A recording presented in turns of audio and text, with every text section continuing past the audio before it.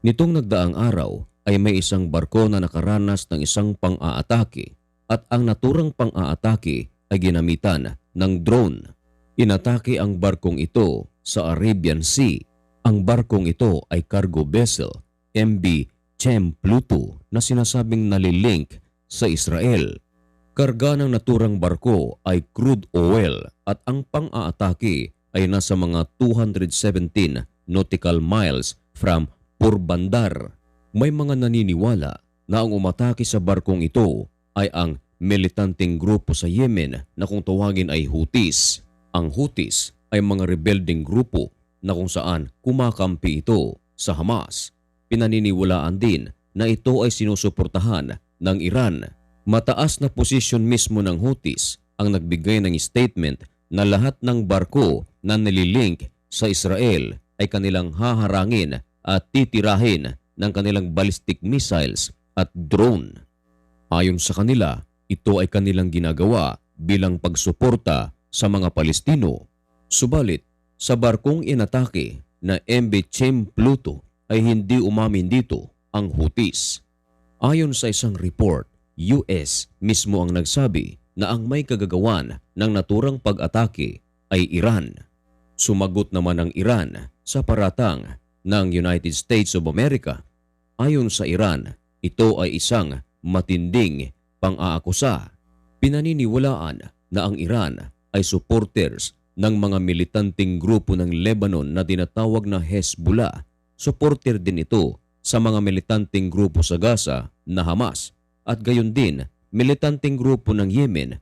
Ang Houthis ay sinusuportahan din ng Iran. At sa insidenteng ito, kumilos agad ang gobyerno ng India.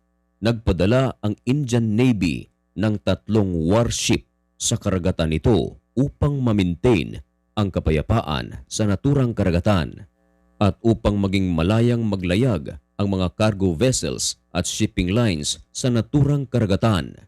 Hindi naman nag-aksaya ng oras ang India at agad nagsagawa ng imbestigasyon sa naturang drone strike sa Mangalore-bound cargo vessels of India's west coast in the Arabian Sea. Pinagsama ng India ang Navy at Indian Coast Guard upang bantayan ang karagatan nito. Nagpadala ito ng mga sundalo, warship at maritime patrol aircraft.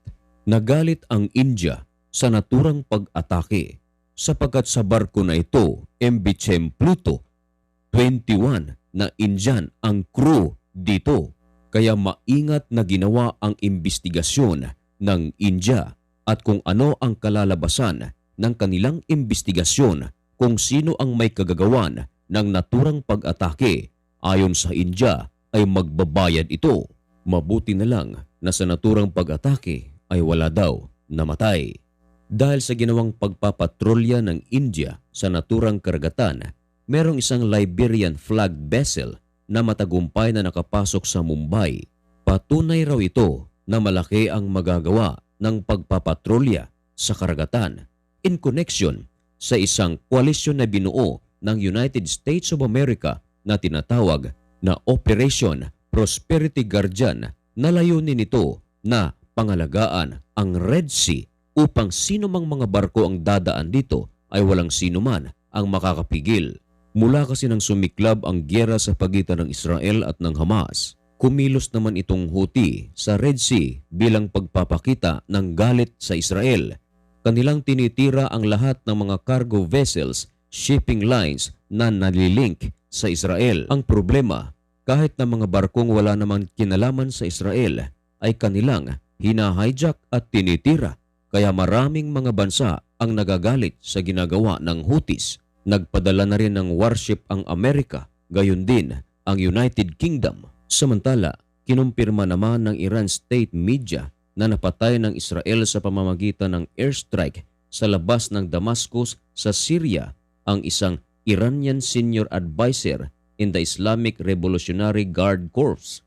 Kinumpirma naman ito sa report ng Reuters. Ayon sa Reuters, kinumpirma daw ng 3 security sources ng Iran na napasla nga si Sayed Razi Mousavi. Ang taong ito, siya raw ang responsable sa koordinasyon ng alliance between Iran and Syria. Kinumpirma din sa telebisyon ang pagkamatay ni Musabi at siya raw ang pinakamatandang adviser ng IRGC sa Iran at Syria. Ayon sa Iranian ambassador sa Damascus na si Hossein Akbari, kinumpirma nito na ang pagkapaslang kay Musabi ay kagagawan ng missile fired ng Israel. Ayon sa presidente ng Iran na si Ibrahim Raisi, ang ginawang ito daw ng Israel ay pagpapakita ng karuwagan. Dagdag pa niya, nagpapakita lang na frustrated na ang Zionist regime. Nagbabala naman siya, ayon sa kanila, pagbabayaran daw ito ng Israel. Kung kayo ang tatanungin mga kaibigan, ano ang inyong masasabi tungkol sa pagkapaslang ng Israel sa adviser ng Iran? Tandaan na ang Iran ay sumusuporta sa grupong Hamas, sa Hezbollah at Houthis na ang layunin ng mga militanteng grupong ito ay i-wipe out ang mga Hudyo sa buong mundo. Ayon sa presidente ng Iran, sa ginawang pagpaslang ng Israel sa kanilang adviser ay pahihirapan daw nila ang Israel.